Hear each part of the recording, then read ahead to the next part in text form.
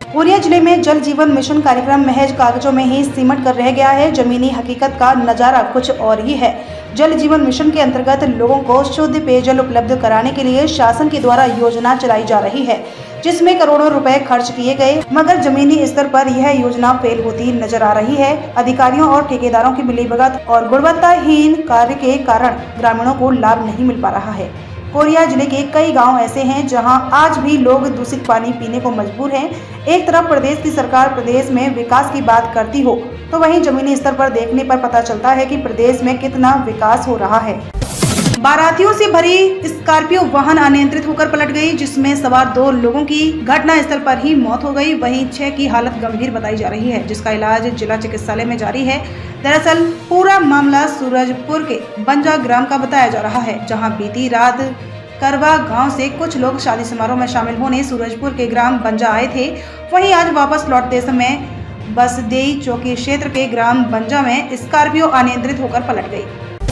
पवन खेड़ा की गिरफ्तारी पर छत्तीसगढ़ के मुख्यमंत्री भूपेश बघेल का एक बड़ा बयान सामने आया। मुख्यमंत्री भूपेश बघेल ने केंद्र की सरकार को आड़े हाथों लेते हुए कहा, बीजेपी छत्तीसगढ़ में होने वाले कांग्रेस के महाधिवेशन से डरी हुई है। एक तरफ बीजेपी छत्तीसगढ़ में लगातार कांग्रेस नेताओं के यहां छापेमारी कार्रवाई कर रही है और दूसरी तरफ कांग्रेस के नेताओं को छत्तीसगढ़ आने से रोक रही है। पवन खेड़ा को विमान से उतारना यह दर्शाता है कि भाजपा कांग्रेस महाधिवेशन को रोकने की कोशिश कर रही है।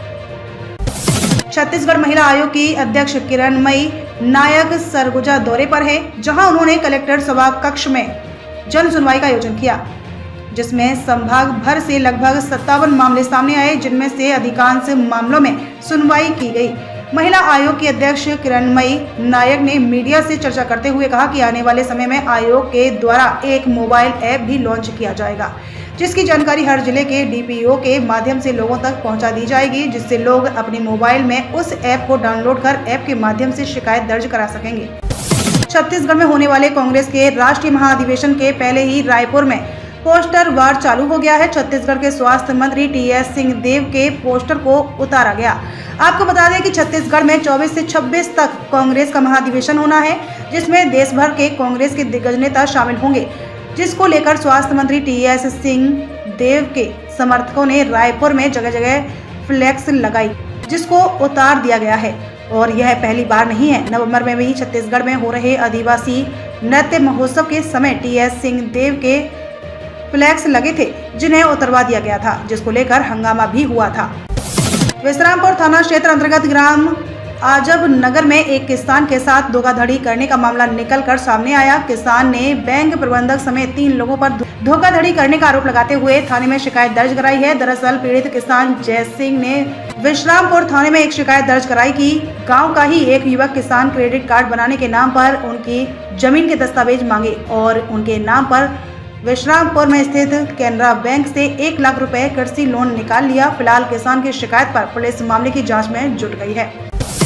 राज्यसभा सांसद सरोज पांडे के नवीन जिला एमसीबी आगमन पर भाजपा में गुटबाजी देखने को मिली। दरअसल राज्यसभा सांसद सरोज पांडे नवीन जिला एमसीबी के चिरमिरी मनेन्द्रगढ़ व केलहारी में भाजपा के द्वारा आयोजित कार्यक्रम में शामिल होने पहुंची थी। नाराज भाजपा कार्यकर्ताओं ने तय कार्यक्रम स्थान से पहले ही गाड़ी रोककर उनका स्वागत किया। कुछ कार्यकर्ता रेस्ट हाउस में राज्यसभा सांसद सरोज पांडे के सामने अपनी पीड़ा भी व्यक्त करते नजर आए। अंबिकापुर कोतवाली पुलिस ने करोड़ों रुपए ठगी करने के आरोप में एक व्यक्ति को गिरफ्तार किया है। दरअसल पूरा मामला अंबिकापुर का बताया जा रहा है, जहां अजीज इंटरनेशनल टूर एंड ट्रेवल्स के संचालक के द्वारा 150 मुस्लिम समुदाय के लोगों से हज यात्रा के नाम पर 60,000 रुपए प्रति व्यक्ति से लिया गया था। तय तिथि के दिन हज यात्री मुंबई के लिए रवाना हो गए, जहां से उनकी फ्लाइट थी, मगर संचालक के द्वारा उनको फ्लाइट का टिकट नहीं दिया गया, जिससे उन्हें निराश होकर वापस आना पड़ा। तब जाकर उन्हें पता चला कि वह ठगी के शिकार हो गए हैं। फिलहाल इस पूरे मामले में पुलिस ने आरोपी को गिरफ्तार कर लिया है, जहां से उसे जेल भेज दिया गया है।